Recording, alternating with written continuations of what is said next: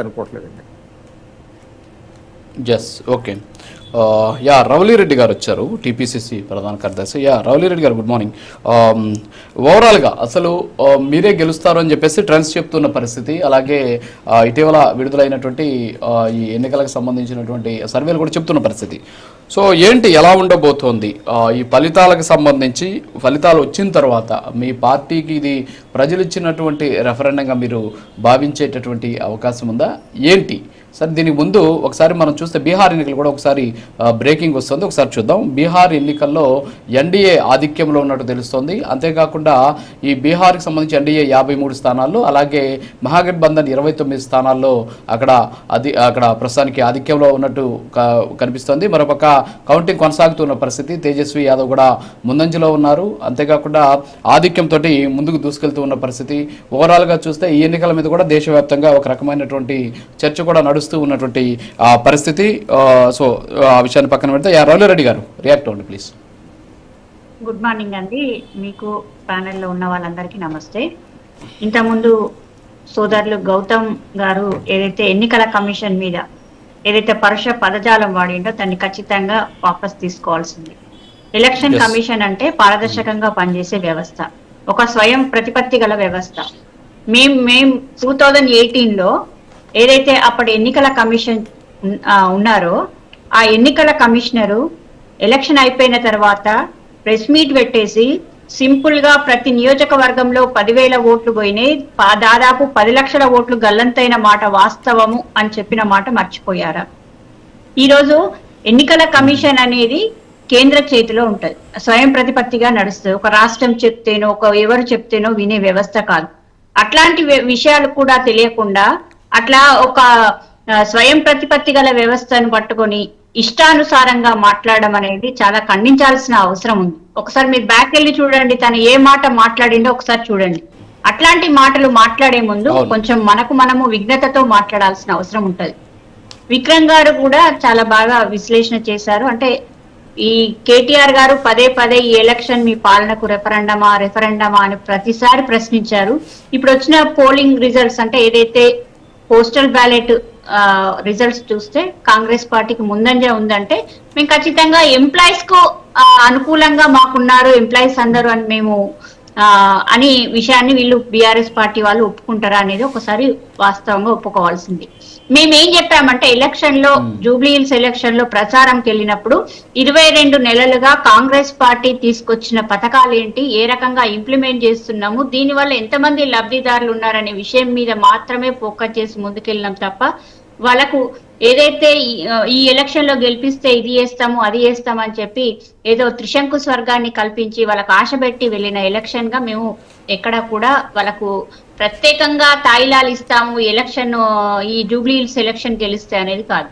ఈ రోజు బీఆర్ఎస్ పార్టీకి ఇది చావో రేవో ఎలక్షన్ గా ఉంది. ఎందుకంటే బీఆర్ఎస్ పార్టీ అనేది వాళ్ళు ఆత్మార్పణ చేసుకొని ఏదైతే బీజేపీ పార్టీకి పార్లమెంట్ ఎలక్షన్లలో 0 సీట్లు తెచ్చుకొని త్యాగం చేసిండ్రు కాబట్టి ఈరోజు బీజేపీ అనేది వీళ్ళకు కూడా ఆ రకంగా సహకరించే వ్యవస్థలో లోపాయికారి ఒప్పందాల ప్రకారము ఏ రకంగా బీజేపీ నోరు తెరిస్తే ఒక ఎంఐఎం అనే పదం తప్ప వాళ్ళు కేంద్ర మంత్రి కిషన్ రెడ్డి గారు ఇక్కడ ఉన్నారు, ప్రాతినిధ్యం వహిస్తున్నారు. హైదరాబాద్ కు ఏం చేసిండు అనే మాట చెప్పకుండా కేంద్రం నుండి హైదరాబాద్ కు ఈ సికింద్రాబాద్ పార్లమెంట్ కు ఏం నిధులు తీసుకొస్తాము ఏం చేస్తాము అనే విషయం చెప్పకుండా ఎంతసేపు ఎంఐఎం మతతత్వ పార్టీ ఈ మాటలు మాట్లాడుకుంటూ వాళ్ళు రహస్యంగా ఏ రకంగా బీఆర్ఎస్ పార్టీకి సపోర్ట్ చేశారు, బీఆర్ఎస్ పార్టీని గెలిపించే ప్రయత్నంలో అంటే వీళ్ళు రహస్య మిత్రులుగా వాళ్ళని గెలిపించే ప్రయత్నంలో వాళ్ళు ఏదో నామినల్ గా పోటీ చేస్తున్నామా అంటే చేస్తున్నాం అనే రీతిలో బీజేపీ పార్టీ అక్కడ ముందుకెళ్ళింది ఎలక్షన్లలో.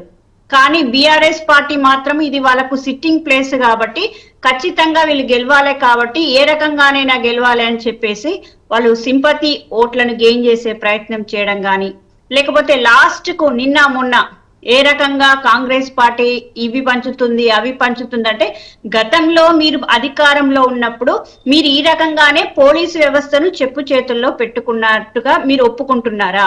ఈ రోజు కాంగ్రెస్ పార్టీ ప్రభుత్వంలో అధికారంలో ఉంది కాబట్టి ప్రతి మాట ఏదైతే మాట్లాడుతున్నారో మీరు గడిచిన 10 సంవత్సరాలుగా అదే పని చేశారా మీరు అధికారంలో ఉన్నప్పుడు అనేది ఒక్కసారి మనకు ఆలోచించుకొని మాట్లాడాలి తప్ప ఏదో అధికారంలో ఉంది కదా మేము ఓటమి పాలవుతున్నాం కదా ఇవే మాటలు రొటీన్ గా మాట్లాడాలి అనే రకంగా మాట్లాడకూడదు. ఏది మాట్లాడినా గానీ శాస్త్రబద్ధంగా మాట్లాడాలి, శాండిటీ ఉండాలి. దానికి శాండిటీ లేని మాటలు మాట్లాడుకుంటూ ఇంకా జనాల్లో పలచన కావద్దు. మిమ్మల్ని ఎందుకు ప్రజలు ఆదరించట్లేదు, మీ అగ్రనాయకుడు ఎందుకు ప్రజల మధ్యలోకి రావట్లేదు, ఈ విషయాల మీద విశ్లేషణ చేసుకోండి తప్ప కాంగ్రెస్ పార్టీకి ఈసీ తొత్తుగా వ్యవహరించిందని, లేకపోతే ఏదో రాష్ట్రంలో ఉండే ప్రభుత్వం చెప్తే కేంద్రంలో ఉండే ఎన్నికల కమిషన్ చెప్పు చేతుల్లో ఉంటదని, ఇవన్నీ అంటే ప్రజలు నవ్వుకుంటారు. ఇట్లాంటి మాటలు మాట్లాడితే అవగాహన రాహిత్యమైన మాటలు అంటున్నా. ఈ రోజు మాకు కూడా మా మీటింగ్ లో కూడా మా మీటింగ్లు ఏ టైంలో అయితే అనేది కూడా పోలీసు పర్మిషన్ ఇవ్వకుండా క్యాన్సిల్ అయిన వాటివి కూడా ఉన్నాయి.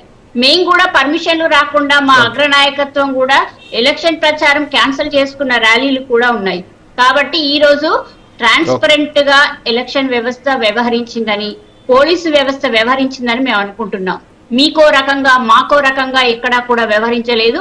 ఇది 100% మేము 22 నెలలుగా కాంగ్రెస్ పార్టీ అధికారంలోకి వచ్చినప్పటి నుండి ఇప్పటి వరకు ఏ వర్గానికి ఏం చేసినామని చెప్పుకుని ముందుకెళ్ళాం తప్ప ఎక్కడా కూడా ఏ రకంగా మభ్యపెట్టో మసిగూసి మారేడుకాయ చేసో వాటిని ఓట్లు రాబట్టుకునే ప్రయత్నం చేయలేదు.